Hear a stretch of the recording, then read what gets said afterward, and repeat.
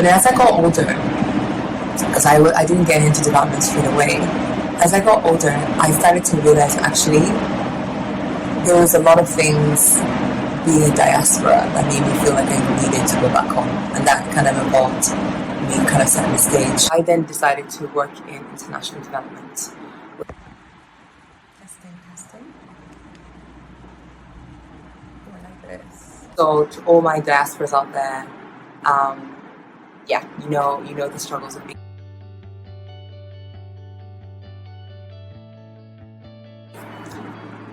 Hey guys, welcome to my channel.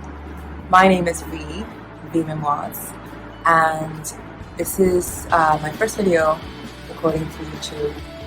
Welcome to my channel. I wanted to start this channel to really talk about my journey as a diaspora here back home. So what I wanted to do this channel is I want to just basically talk about how I've always wanted to come back home and everything else feel like it. 2, what I did about it, and then 3, now that I'm back, what's been the experience, what are the challenges. I'm Tanzanian origin. You probably can tell from this. I also used to wear a Tanzanian map as well before I got this African one. I was born here, and then I left when I was like 5. My parents had gone to the UK for my dad's pursuing his studies. So to all my diasporas out there, yeah, you know the struggles of being. There's a couple of videos running around discussing this, but I'm gonna bring a new perspective because I basically planned this shit out years ago. It's just more like maybe like a 10-year plan in the making. I didn't really want to come back randomly without a plan or a job and so on. I was also scared. There's a lot of things to be fearful when you haven't been somewhere for so long. I then decided to work in international development, which is a sector that looks at how do we basically work towards the development of poor countries, like the progress and the growth of countries in Africa, countries in Asia. I also work in international development, and for the reason being that it was the easiest way for me to come back because I'm working on something I'm really passionate about. I asked myself, but also a lot of diasporans, a lot of people who want to move back to the country ask themselves, is like what would I be gaining going back instead of staying? So for me, it was mainly, I think it started with my dad. My dad had always been a champion of Africa since I can remember. He absolutely loved any progress that was made. He would be just riveting about it for like hours. We were very vocal about that. When I was younger, I remember, because we never used to travel a lot when, as a family when I was younger. And actually, that's one of the reasons why I wanted to go back and I wanted to work in development. As most of you know, when your parents show up a certain way, it really like builds you as a person. So for me, my dad was a person who made me love Africa, made me love Tanzania. So then, aside from that, I remember thinking to myself, if when I get older, what do I want to do? Like, what is it that I want to see myself doing? And funnily enough, I'm an economist, but I actually wanted to become a performer. I wanted to dance and sing forever and ever, amen. I was also really keen that my career or my job allowed me to travel and allowed me to have access to Tanzania. I wasn't entirely sure that I would move back, but I knew that I needed to have access to Tanzania in some way or another. Not meaning I have to take out 10 days or 12 days of work to visit my home country. So, and then I came across economics, and initially I was just like, it sounded great because it's about money, and I like money. But I didn't understand it until a teacher of mine started talking about development economics as a module. And then I remember there was a light bulb moment. I was just like, oh my God, this is it. Started talking about how economies can be used to come up with policies and programs that can affect the country's growth trajectory, reduce poverty, increase well-being. Then I studied economics in my undergrad and my master's. all in all, so I can get a job in like the UN, or I can get a job in one of these international organizations that deal with.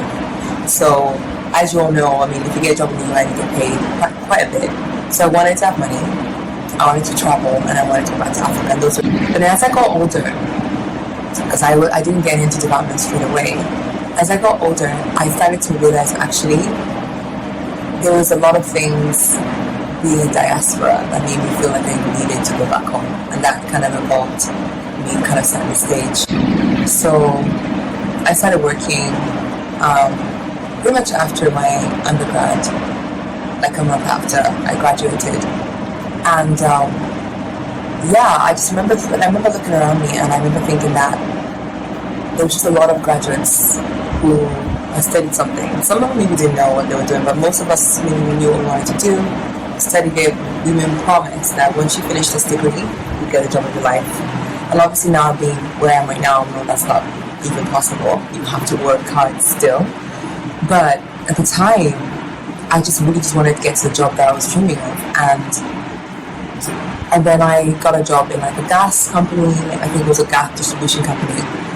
And there was loads of us. There was loads of graduates there, like with their degrees and stuff, earning really like minimum wage. And I was just like, I don't know. I think I got a bit heartbroken, like most graduates would be. After that, I remember just thinking like I need to find another job that made more sense to me. It just felt hard. It felt like I was applying for jobs and people were just like, my experience and so on. And then again, I don't want to kind of I don't want to go into this in the UK. Like I don't want to seem negative, but a lot of jobs in the UK now are really service-based. It's a service industry, mainly when the economy. So there was just a lot of, you can work as an economist, but most jobs right now people work are in hospitality, pre-COVID, in gas companies, serving customers, in phone companies, in call centers. Like it's basically heavily service industry. And in economics, they talk about this as being a high-skilled development stage where you pass the stage where you're not industrializing anymore, you're not working in factories. They get outsourced out to places like China. I was just amazed at how many jobs there were that were just so heavily customer-based. Like they just of course UK is more complex than that, but I was just like, pretty much everyone I knew at the time was working in some kind of call center, some kind of customer serving. It wasn't really what I expected. And also what made me scared was if you kind of relax too much, like let's say you start earning your first check and then you are working here, and then obviously, working full-time, applying for jobs, applying for a master's is not easy. Most people, all they can do is maybe just go to work, come back, relax, go out with their friends. It's already too much trying to think about having to apply for jobs and working full-time and work that you don't enjoy, which exhausts you in the first place. So I remember just thinking to myself, it's a rat race. We all know that, but how are you supposed to get out of this? You have to really strategize and really be committed and really be disciplined to be able to find your way to the career that you want. And that's when I was just like, no, not only do I not want to work here, not only did I not pay how much money for my undergrad to not work here, but I can't be stuck here either. You see people in their 50s who said that they wanted to leave 20 years ago or 30 years ago, and they just didn't think comfortable. Like I said, my dad was an inspiration and a motivation. Then it was just coming across the topic of development economics. I was like, yeah, that connects a lot of things to me. And then when I started working, it was the fact that I just couldn't see myself in that life. It really just takes a bit of effort to move yourself away from something you really don't want. So thank you for listening, guys, and I hope you enjoyed what I've been sharing with you guys. And it's just a glimpse. I'm just sort of trying to structure my discussion about being a diaspora, coming back home with you. And if you're interested in more videos, I would love to post some ideas about what exactly I did in my sort of career strategy to get to where I am today, what skills I had to go and learn, what degree I did, what is economics. I'm sure there's other videos out there as well, but I can talk about that as well. What is development economics, and yeah, eventually I will want to do a video about, what it's been like coming back to Tanzania. So yeah, you guys let me know what you feel like you want to hear more about, and see you next time.